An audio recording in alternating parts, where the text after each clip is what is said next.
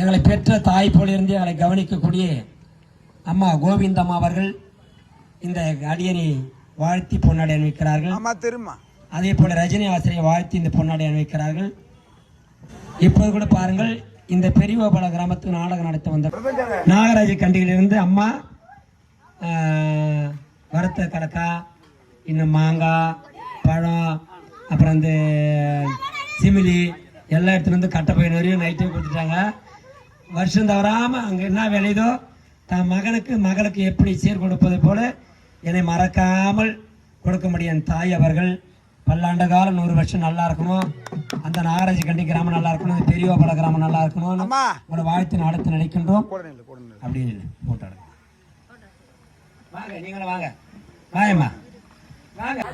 சாப்பிட்றதுக்கு தொன்னை, கரண்டி,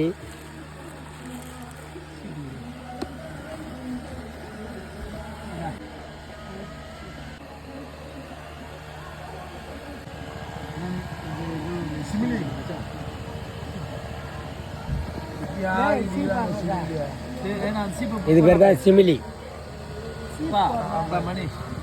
இந்தம்மா இது மாங்காய் தொகைன்னு நினைக்கிறேன். இது ஒரு மாடலாக